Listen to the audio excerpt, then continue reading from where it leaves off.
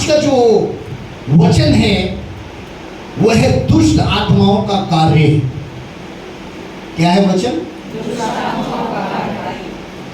और कोई भी मानने को तैयार नहीं होगा, जितनों ने कहा मेरे अंदर गलती, वो मानने को तैयार नहीं होगा कि दुष्ट आत्मा का कार्य है।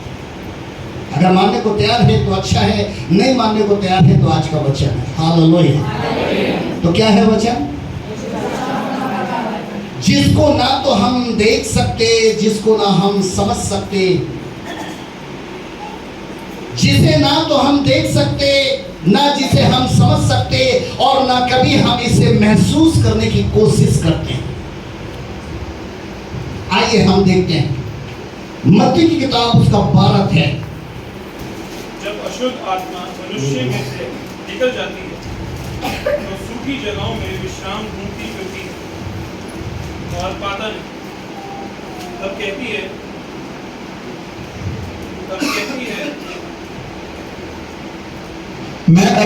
मैं अपने उसी घर में जहां से निकली थी लौट जाऊंगी। और लौटकर उसे सुना झाड़ा बुहारा और सजा सजाया पाती है। तब वे जाकर अपने से और बुरी 7 आत्माओं को अपने साथ ले आती है और वे उसमें बैठकर वहां वास करती है और उस मनुष्य की पिछली दशा पहले से भी बुरी हो जाती है। इस युग के बुरे लोगों की दशा भी ऐसी ही होगी। आमीन। बोले आमीन। अगर आप बोलते रहेंगे तो अच्छा है, ऐसा लगेगा कि जैसे आप वचन सुन रहे हैं।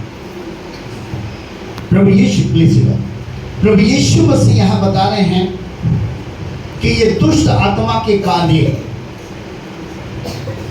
ये जीवन में कैसे होते हैं, जो इंसान महसूस भी नहीं कर पाता, समझ भी नहीं पाता, देख भी नहीं पाता, और वो पूरी जिंदगी जो है वो दुष्ट आत्माओं के लक्षण लिए हुए, दुष्ट आत्माएं उसके अंदर कार्य कर रही होती हैं, दुष्ट आत्मा उसके अंदर बसेरा बना चुकी होती हैं, लेकिन वो एक विश्वासी का चोला पहनकर पूरा जीवन जीता है और सामने से कहता है आई एम बिलीवर्स। यहां पर परमेश्वर का पवित्र वचन बता रहे हैं कि अधूरा सुधार हमेशा विपत्ति लाता है।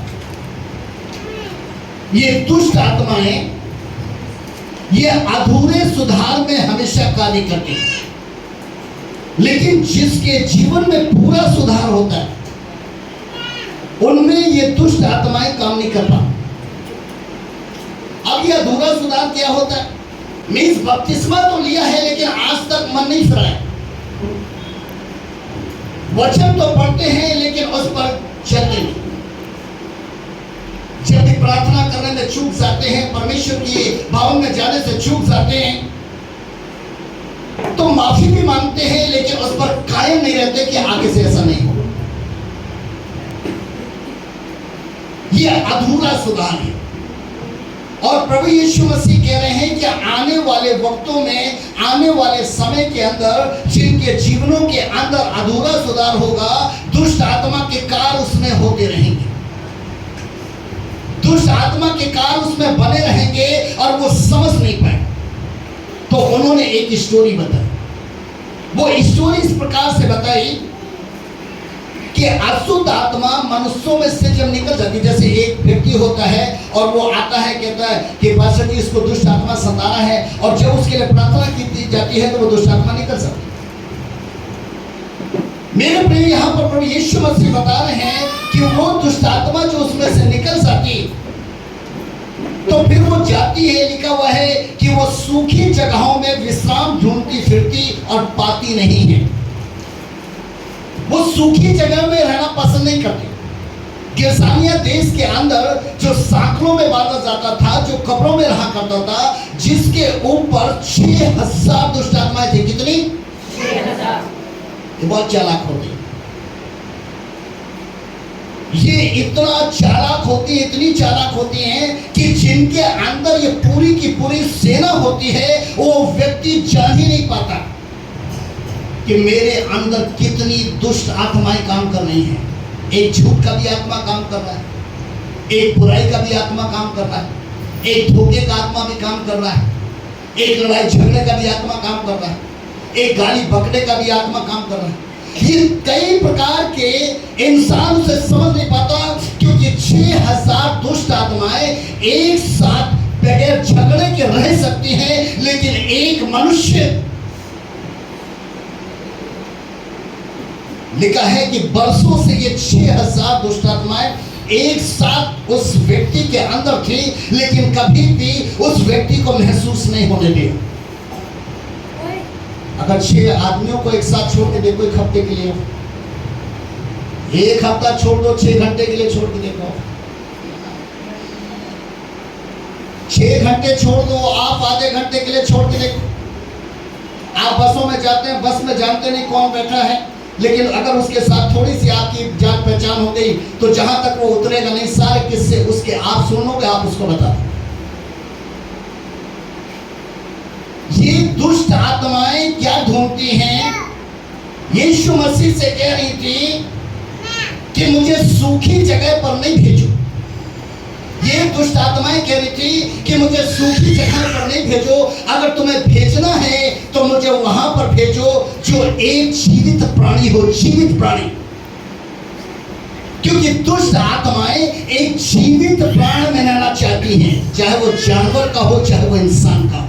क्योंकि दुष्ट आत्मा के लिए वो तो वहीं पर दुष्ट आत्मा रहती है, अगर मनुष्य में रहती तो उसी में रहती है जो इंसान अपने आप को जानवर बनाकर रखता है। और जानवर में तो इसलिए रहती है क्योंकि उसे तो जानवर बनकर ही रहना है। क्यों दाऊद अपने वचन में कहते हैं कि जो समझ नहीं रखते वो पशु सरीखे हैं। क्यों कहता है कि उनकी लगाम जो है वो रात से रोकनी पड़ती है। मेरे प्रियो, आज परमेश्वर का पवित्र आत्मा आपसे बताना चाहता है ये दुष्ट आत्माओं के कार्य, और ये दुष्ट आत्माएं ऐसी होती हैं कि जब ये चली जाती हैं और इनको सूखी सूखी जगह मिलती हैं तो ये वेट कर रही होती हैं कि मैं दोबारा उसी घर में जाकर देखूं। तो लिखा है, यीशु मसीह कहते हैं कि वो लिखा है, बहुत अच्छा शब्द लिखा है कि उसी घर में जहां से निकली थी लौट जाऊंगी, और जब लौट कर उसे सूना, देखिए पहला शब्द आया सूना, झाड़ा, बुहारा, सजा सजाया पाती हैं, तो वो कहती चलो भाई हम अपनी 7 सहेलियों को ले चलो। 7 महापाप, 7 भयंकर महापाप जो विनाश के पुत्र के द्वारा तैयार हुए हैं, 7 महापाप वो उसके अंदर लेकर आ जाती हैं। अब ये सजा सजाया झाड़ा फुहारा कैसे पाती है कि ये बपतिस्मा तो ले लेता है, ये झाड़ लेता अपने आप को, लेकिन मन नहीं फिरा।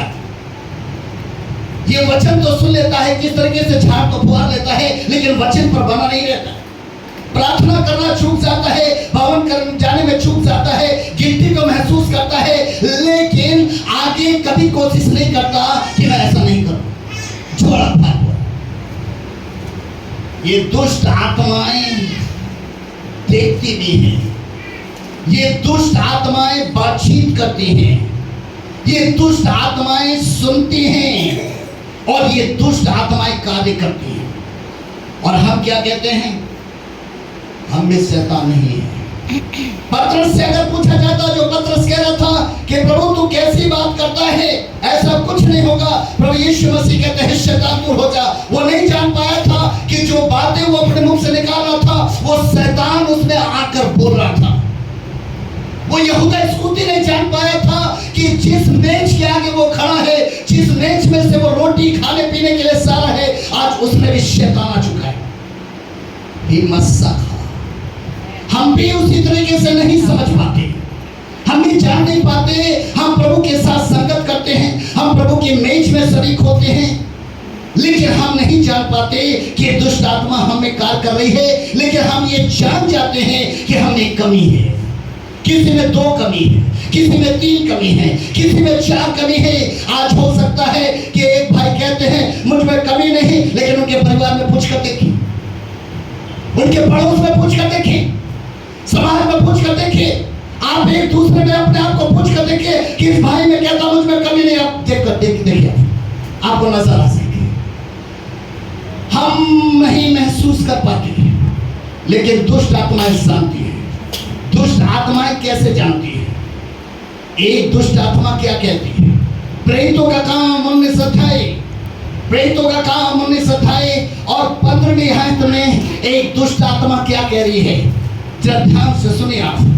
दुष्ट आत्मा ने उनको उत्तर दिया, यीशु को मैं जानती हूँ और पौलुस को भी पहचानती हूँ। वो दुष्ट आत्मा कह रही है, मैं यीशु को जानती हूँ। हालेलुया।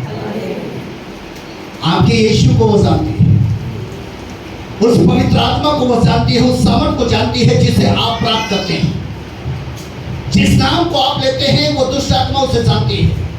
उन संतों को जानती है, उन अभिषिक्तों को जानती है जो परमेश्वर के वचन के अनुसार जीवन जीते हैं, सच्चाई पताई खराई के अनुसार चलते हैं। वो दुष्ट आत्मा उससे भी जानती है कि उनमें पूरा सुधार है, लेकिन उनको भी जानती है जिनमें अधूरा सुधार है। इसलिए वो कह रही है कि मैं तो यीशु को भी जानती हूं और मैं पौलुस को भी जानती हूं। आगे, परंतु तुम कौन? Who are you?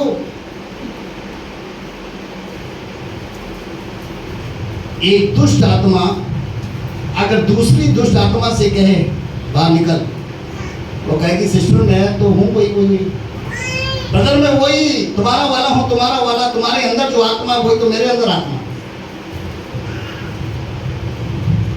वो दुष्ट आत्मा कह रही है मैं यीशु को जानती हूं, मैं पौलुस को जानती हूं, लेकिन तुम कौन हो? हम कवि के पुतले हैं। अगर हम अपनी उम्र देखें, हमने बेकार के कामों में बहुत टाइम वेस्ट किया हो। आज मैं सुबह की मॉर्निंग में पूछ रहा था कि शरीर के अंगों में कौन सा अंग एक ऐसा होता है कि कभी कभार इसको देख करके बहुत खुशी भी होती है और कभी कभार बहुत गुस्सा भी आता है। वह सर का बाल। ये जो कलर करते हैं उनसे पूछिए, ये बहुत झंझटी काम होता है। इतना झंझटी काम होता है कि 1 घंटा इसके लिए निकाल दीजिए। और जब ये कलर हो जाते हैं तो मन शाबाशी देता है, अपने स्वयं को मन शाबाशी देता है, ओह आई एम स्मार्ट। लेकिन कभी कभार ये मन इसको इतनी बददुआ देता है, इतनी बददुआ देता है कि अगर आपके बाल सफेद हो, आपने कलर ना लगा हो, कहीं से इन्विटेशन आ जाए कि हमने कहीं जाना है, या आपके पास कहीं से इन्विटेशन आ जाए कि कोई मर गया है, अभी मरना था इसको। अगर वो ताजा ताजा कलर लगा के बैठा, वो कहेगा अभी मरना था इसको, अब मैं कलर नहीं लगाती तब मर जाता तो अच्छा रहता, अब ये कलर नहीं है मैं कैसे जाऊंगी? इसमें हम कितना समय लगाते हैं? क्यों? Be smart in the name of Jesus. प्रभु के बच्चे हमेशा स्मार्ट रहे, ओवर स्मार्ट नहीं। स्मार्ट रहे, ओवर स्मार्ट नहीं। आईना क्यों हमें दिया गया? हमें अपनी सुंदरता देखने के लिए। लेकिन खुदा का कलाम कहता है जो वचन को सुनते हैं और उनका पालन नहीं करते, वो आईने को तो देखते हैं लेकिन उसमें धुंधला धुंधला दिखाई देता है। याकूब की पत्री का 22 से 24 तक ये दुष्ट आत्मा कह रही है पौलुस को जानती हूँ, यीशु को जानती हूँ, लेकिन तुम कौन हो? आगे, और उस मनुष्य ने जिसमें दुष्ट आत्मा थी उन पर लपककर और उन्हें वश में लाकर उन पर ऐसा उपद्रव किया कि वे नंगे और घायल होकर उस घर से निकल भागे। ये दुष्ट आत्मा के कार्य जो वीकनेस बनकर आपके शरीर के अंदर प्रवेश कर गए हैं, मेरे प्रियो इन पर आज के वचन को सुनकर ध्यान दीजिए। नहीं, ये आपके शरीर के अंदर अंगों में इतना बड़ा उपद्रव मचा देंगे कि जीना मुश्किल हो जाएगा। आपके परिवार में ऐसा उपद्रव मचा देंगे कि आपका रहना मुश्किल हो जाएगा। आपकी कलीसिया में, आपके विश्वासियों के बीच में ये इतना बड़ा उपद्रव रहेंगे कि आपको विश्वास में बना रहना मुश्किल हो पाएगा। दुष्ट आत्माएं देखती हैं ये यीशु है, क्योंकि खुदा के कलाम में लिखा है, खुदा के कलाम में लिखा है याकूब 2:19 में कि दुष्ट आत्मा भी यीशु पर विश्वास करती है और उससे थरथराती है। Hallelujah, hallelujah. और दुष्ट आत्मा ये भी जानती है, जो अभी मैंने आपको गिरसानिया देश के विषय में बताया था, मरकुस 5:6 और 7 में, कि जिस व्यक्ति पर 6000 दुश्मनाएं थी, वो दुष्ट आत्मा जानती थी यीशु को कि ये परमेश्वर का पुत्र है। और हम वीकनेस को लेकर, कमजोरी को लेकर, दुष्ट आत्मा के कार्य को लेकर कह रहे हैं, गरीबी जा, दर्द जा, परेशानी जा, मुश्किल जा, समस्या जा। वो कहती नहीं, ये जुआ है, मैं इसमें रह रही हूं, मेरे साथ 7 लोग रह रहे हैं, 7 पाप रह रहे हैं। हम इसे समझ नहीं पाते। पौलुस ने क्या कहा था? 1 तिमोथी 4:1 में, कि आने वाला वक्त ऐसा होगा कि दुष्ट आत्माएं लोगों में कार्य करेंगी। क्या? विश्वास से बहकाने का कार्य। जब पढ़ते, अगर किसी को भी मिल जाता है जल्दी से, कि वो क्या कह रहे थे कि अंत जिस समय के अंदर आप हैं, उस समय में दुष्ट आत्माएं क्या कार्य करेंगी? 1 तिमोथी 4:1 के अनुसार क्या काम करेंगे? जब ध्यान से सुने। परंतु आत्मा स्पष्टता से कहता है कि आने वाले समयों में कितने लोग भरमाने वाली आत्माओं और दुष्ट आत्माओं की शिक्षाओं पर मन लगाकर विश्वास से बहक जाएंगे। किसकी शिक्षा पर? भरमाने वाली आत्मा और दुष्ट आत्माओं की शिक्षा पर मन लगाकर विश्वास से। ये शिक्षा है मेरे प्रियो, शिक्षा। Please sit down.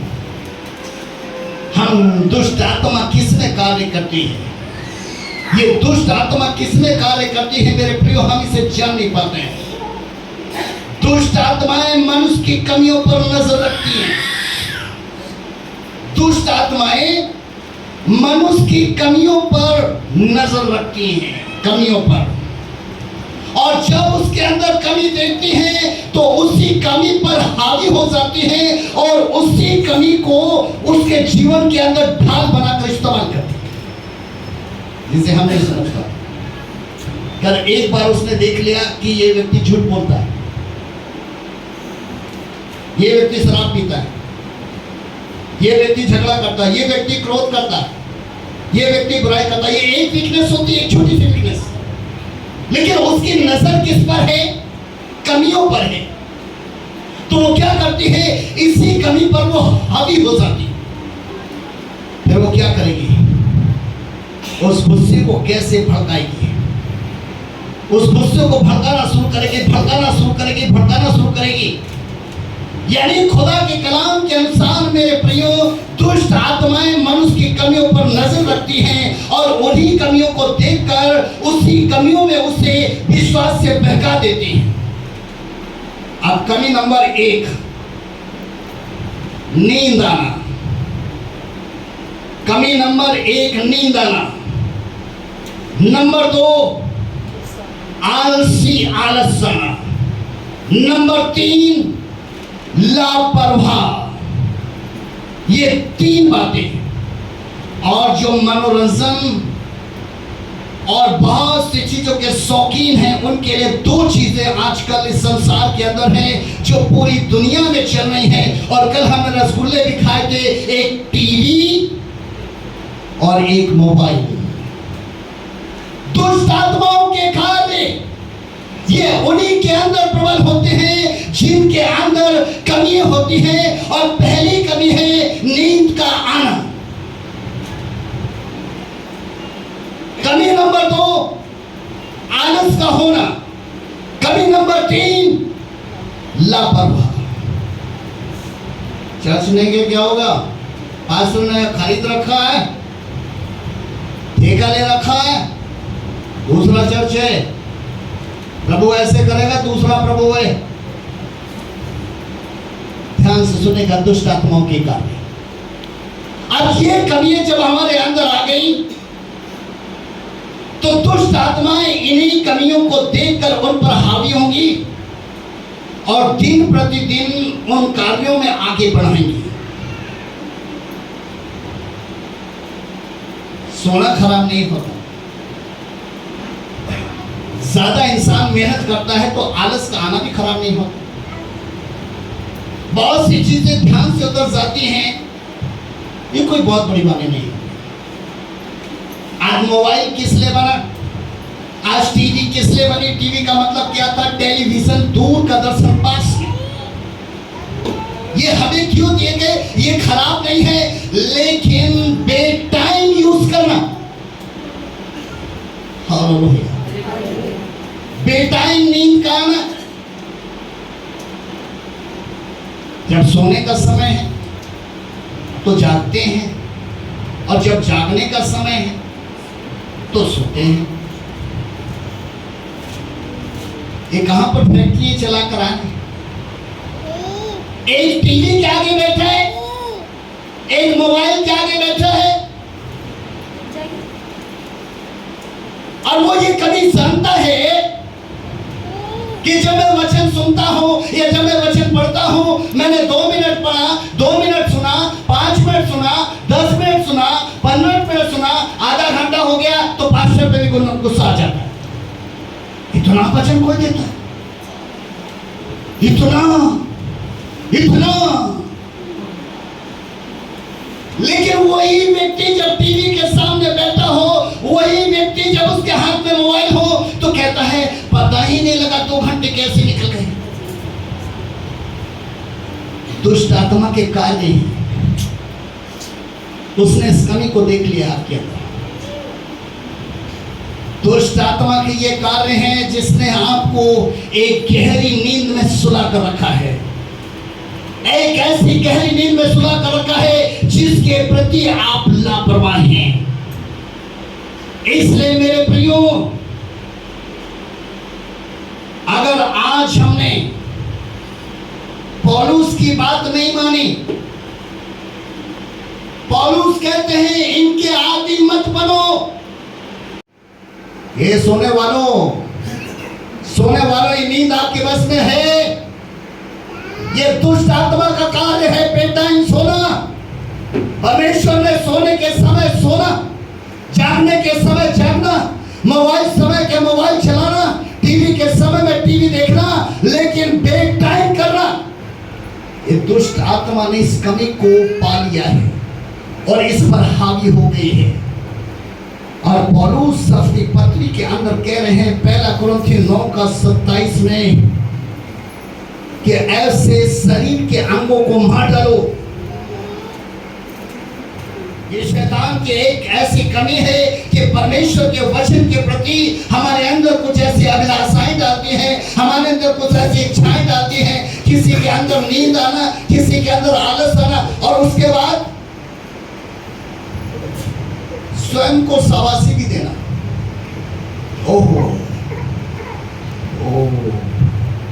मैं रात भर टीवी देखता रहा, मैं रात भर सोता रहा, मैं रात भर मोबाइल देखता रहा, अब चर्च नहीं जाऊंगा। हाँ मैं थक बहुत गया, चलो नेक्स्ट। मतलब शाबाशी भी अपने आप को दे रहा, अपने आप को शाबाशी भी दे रहा है कि नहीं कोई बात नहीं, जैसे उसने बहुत अच्छा कार्य किया। मेरे प्रियो, परमेश्वर के पवित्र शास्त्र को समझने की कोशिश कीजिए कि पौलुस कहते हैं कि अगर इन अंगों को नहीं मारा, इन अभिलाषाओं को नहीं मारा, तो ये तुम्हें उपद्रव के साथ खत्म कर देंगे। Hallelujah, hallelujah. दुष्ट आत्माएं किसके जीवन में काम नहीं करती जानते हैं आप? जिनमें डिसिप्लिन है, जिनमें अनुशासन है, टाइम से सोते हैं, टाइम से उठते हैं, अनुशासन। जो परिवार को समय देना है वो परिवार को देते हैं, जो परमेश्वर को समय देना है वो परमेश्वर को समय देते हैं, डिसिप्लिन। जो संसार के लिए जरूरी है, जो परमेश्वर के वचन के लिए जरूरी है, वो कार्य करते हैं, डिसिप्लिन। परमेश्वर के प्रति, मनुष्यों के प्रति अनुग्रह के काम को करते हैं, एक डिसिप्लिन। जिनके जीवन में अनुशासन होता है। किन बातों का अनुशासन? 3 बातों का अनुशासन। 1 नंबर, एक सच्चाई जिसे दुष्ट आत्माएं देखती हैं। नंबर 2 पवित्रता जिसे दुष्ट नंबर 3 खराई जिसे दुष्ट आत्माएं देखती है, जिसके अंदर उसने देखा कि सच्चाई तो है लेकिन पवित्रताई नहीं, या पवित्रताई तो है लेकिन सच्चाई नहीं। वो सच्चाई अपने स्वार्थ के लिए है, वो पवित्रताई अपने स्वार्थ के लिए है, अपने अभिलाषा के लिए है। तो दुष्ट आत्मा कहती है इसके मन के अंदर कमजोरी है, इसके मन के अंदर अधूरा सुधार है, इसलिए वो उस पर हावी होती है, लेकिन वो मानने को तैयार नहीं।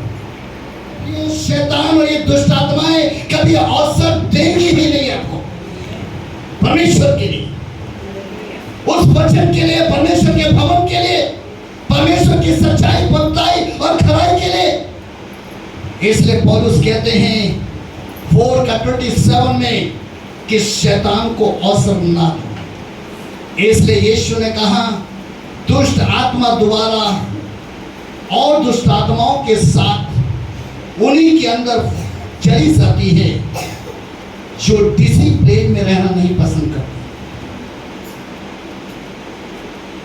मान लीजिए चर्च में कोई आया, उसके लिए प्रार्थना की। मैंने एक दीना करन जी की गवाही को सुना था। दीना करन जी कहने लगे, पॉल दीना के फादर साहब डॉक्टर DGS दीना करन, वो कहने लगे कि एक भाई जो सेवा करता था वो एक ऐसे जन को मेरे पास लेकर आया कि इसमें दुष्ट आत्मा है और आप बेटा इसको निकाल दीजिए। दीना करन जी कहने लगे कि मैंने डांटा उसको और मैंने कहा कि हे दुष्ट आत्मा इसमें से निकल जा। कह रहे जब वो चला गया तो बाद में पता लगा कि उसमें से तो दुष्ट आत्मा निकली ही नहीं, वो तो फिर वैसे ही हो गया। तो वो दीना करन जी कहने लगे कि मैं सोचने लगा ये कैसे हो गया, ऐसे कैसे हो गया। तो वो कहने लगे मैं प्रभु की आत्मा के साथ बैठा और मैंने प्रभु की आत्मा से पूछा कि मैंने तो उस दुष्ट आत्मा को डांटा था, फिर वो उसमें कैसे चले गए।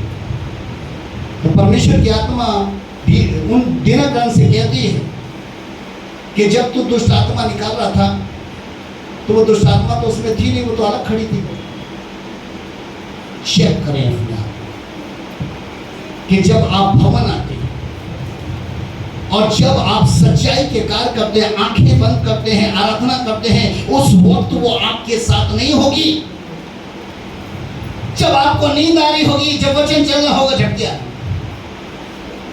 वचन पढ़ लोगे झपकी आ रही होगी, प्रार्थना कर लोगे झपकी आ रही होगी, उस समय समझिएगा कि हाथ नहीं काम कर रहे, ताली नहीं बज रही, मुख नहीं खोल रहे, आवाज नहीं आ रही है, आलस सी लग रही है। इसका मतलब ये दुष्ट आत्मा के कार्य हो रहे हैं जो परमेश्वर के भवन में आज हमारे साथ, हमारे मन में आ चुकी है। उसी वक्त मेरे प्रियो आप अपने स्थान पर खड़े होकर के उस दुष्ट आत्मा को डांट लगाइए कि यीशु मसीह के नाम में एक हमें इसी वक्त मुझमें से निकल जा, निकल जा, निकल जा मेरे प्रियो। तब वो दुष्ट आत्मा जाएगी। हम ये सोचेंगे कि हम पास्टर के सामने आएंगे और हम ऐसा करेंगे, तब दुष्ट आत्मा जाएगी। उस समय वो निकल जाएगी, बाहर फिर से पकड़ लेगी।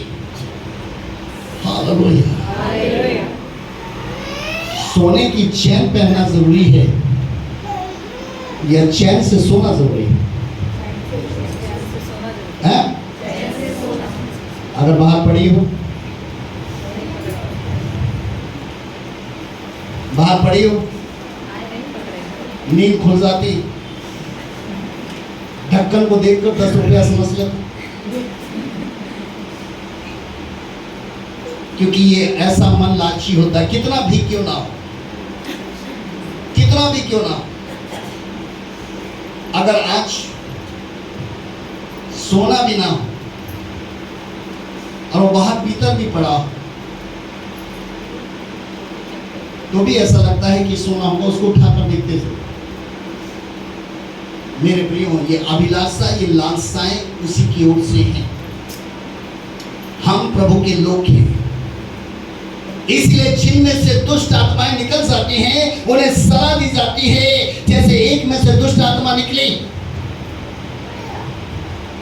मरियम मगदलीनी में से दुष्ट आत्मा निकली, उस पापी स्त्री में से दुष्ट आत्मा निकली, उन तमाम प्रकार के ऐसे जो रोग से हमारी स्थिति, उनमें से दुष्ट आत्मा निकली। तो प्रभु यीशु मसीह ने एडवाइस दी, फिर पाप बंद करना। आप जब रोगी होते हैं और जब आप ठीक हो जाते हैं तो डॉक्टर आपको क्या एडवाइस देता है? आपको डॉक्टर क्या एडवाइस देता है? जिस कारण से आप रोगी हुए दोबारा वो कार्य नहीं करना।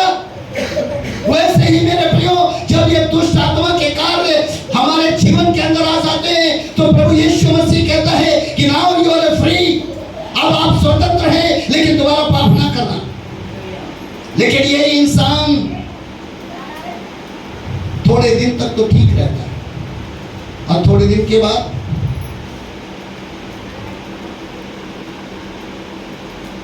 क्या करता है? दूसरा पत्रस, ये पढ़ लीजिए, ये जरा अच्छा लगेगा। तो प्रभु भक्तों को परीक्षा में से निकाल लेना और अधर्मियों को न्याय के दिन तक दंड की दशा में रखना भी जानता है। वो बचाना भी जानता है और दंड देना भी जानता है। आगे जरा सुनिए। विशेष करके उन्हें जो अशुद्ध अभिलाषाओं के पीछे शरीर के अनुसार चलते और प्रभुता को प्रभु नींद नहीं जा रही। प्रभु जब तेरे वचन पढ़ने का समय होता नींद आ जाती है, 2 मिनट तक ठीक रहता है, अच्छा लगता है। प्रभु प्रार्थना करना, वो फास्टिंग वाला जल्दी वाली प्रार्थना अच्छी लगती है, लेकिन जैसे ही 5 मिनट तक बैठते हैं मन बड़ा घबराने लगता है।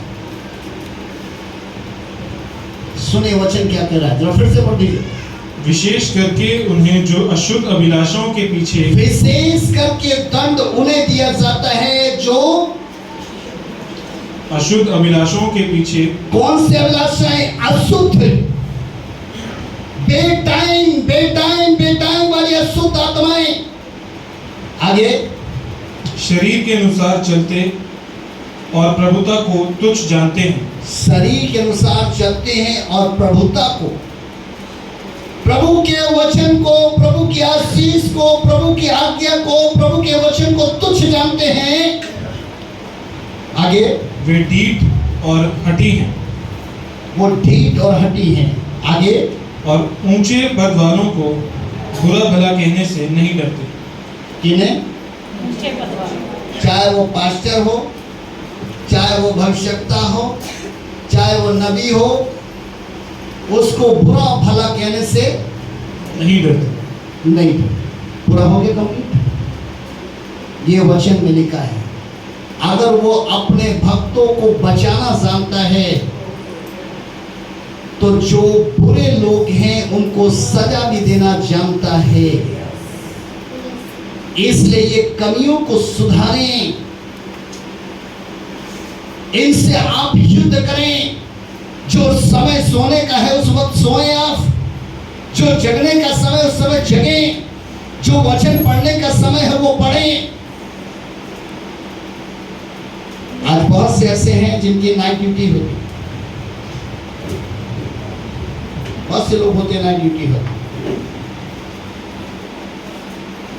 लेकिन अगर नाइट ड्यूटी वाले अनुशासन में नहीं रहते तो जब उनकी डे ड्यूटी भी हो जाती तो वो नाइट ड्यूटी करते हैं कहाँ? टीवी या मोबाइल के साथ। नींद ही नहीं आती है। माँ बाप क्या करते हैं? आदत पड़ गई ना इसकी, यानी वाह वाह करना, शाबाशी देना। ये हम कमियों को ढांप रहे हैं। ये संसार में एक ऐसा जीवन है कि जब हम प्रभु के पास जाएंगे, जिस प्रभु की सेवा करते हैं, उसने कहा मेरे योग्य कौन है जो माँ बाप से बढ़कर मुझे मोहब्बत करता है, बेटा बेटी से बढ़कर मुझे मोहब्बत करता है। इनसे बढ़कर मोहब्बत करने वाला अपने बच्चों को बुरे मार्ग की शिक्षा नहीं देता, और ना ही एक बेटा या बेटी या माँ या बाप वो उसे मिसयूज करते हैं। आज बहुत से जवान बेटे हैं, जब वो जवान हो जाते हैं, अगर उनको टाइम पर उठाने की कोशिश करो तो मैंने बहुत के विषय में सुना है कि उसने पास्टर साहब थे, उसके बेटे ने उसको थप्पड़ मार दिया और फिर वो कहता है सॉरी। आज बहुत से ऐसे जवान बेटे आप बैठे हैं यहाँ पर, आप वो कार्य करते हैं, मिसयूज करते हैं। जिस समय आपको सोना चाहिए उस समय आप जागते हैं, और जब आपको जगाने के समय कोई उठाता है तो मिसयूज, मिसबिहेव, वो सब देखता है। वो सब जानता है। हे जवानी, हे जवान, अपनी जवानी के दिनों में आनंद कर, मगन रहे, मनमानी कर, अपनी दृष्टि के अनुसार चल, परंतु ये जान रख कि तेरा भी न्याय होगा। ये माँ बाप के द्वारा नहीं होगा, उस परमेश्वर के द्वारा, हमारे लाड़ प्यार के द्वारा नहीं होगा, उसके अनुशासन के द्वारा होगा। इसलिए मेरे प्रियो, यहां पर पौलुस कह रहे हैं कि ऐसे व्यक्ति वो एक ऊंचे पद वालों को जो कमियों से भरे हुए हैं, वो कमी को नहीं मानते, और जो इन्हें रोकने की कोशिश करता है कि अब पाप रुक जाए, अब पाप रुक जाए, तो इस खुदा के कलाम में लिखा है कि वो उन्हें बुरा भला कहना नहीं चाहिए। कितने लोग सॉरी बोलते हैं, और ये सॉरी कितने दिन तक बनी रहती है। ये सॉरी उस समय आपको अच्छी लगती है जब आप मूड में होते हैं, और जब आप मूड में नहीं होते तो उस सॉरी को भूल जाते हैं जो आपने किसी से कहा है कि सॉरी, किस बात के लिए कहा, जो आपने गलती की है, क्योंकि जान नहीं पा रहे कि दुष्ट आत्मा काम कर रही है। इसलिए जब भी गलत काम करते हैं, जैसे टाइम पे टाइम सोना, रात रात भर मोबाइल चलाना, या टीवी को देखते रहना, जब वचन पढ़ने का समय हो, जब जाने का समय हो, प्रार्थना करने का समय हो, तो अपने स्वयं पर दया दिखाओ। ओहो, अभी तो मैं बहुत थक गया हूं, बाद में कर लूंगा, बाद में चला जाऊंगा। खुदा का कलाम कहता है ऐसी बातें जीवन में होना है, शैतान को अपने जीवन में अवसर देना है। और पौलुस इफिसियों 4:27 में क्या कह रहे थे कि शैतान को अवसर ना हो। पहला कुरिन्थियों में क्या कह रहे थे, ऐसे अंगों को मार दो, ऐसी ख्वाहिशों को मार दो। क्या आप उसके लिए तैयार हैं? क्या उसके लिए आप तैयार हैं? यहाँ प्रभु उन सारी चीजों, क्योंकि प्रभु आपकी सहायता करेगा, प्रभु आपकी सहायता करेगा, प्रभु आपको बल और शक्ति देगा। कितने लोग क्षमा को पसंद करते हैं? हाथ उठाइए जो क्षमा को पसंद करते हैं, हाथ उठाइए जो क्षमा कि नहीं, क्षमा बहुत अच्छा होता है। हाथ नीचे रख लेते। आप क्षमा करना जानते हैं किसी को? आप क्षमा करना जानते हैं किसी को? क्षमा किसको करना है? क्षमा उसको करना होता है जो आपके आदेश होता है। क्षमा उसको करना होता है जो आपके मन के कार्य को कभी नहीं करेगा।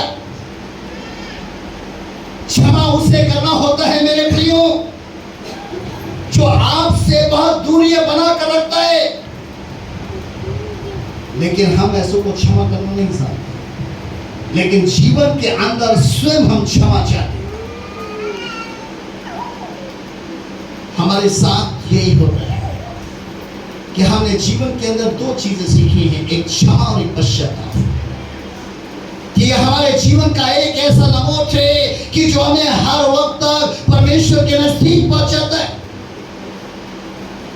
परमेश्वर के साथ रिश्ता रखने में सहायता और मदद करता है, उसकी सामर्थ को प्राप्त करने में मदद करता है।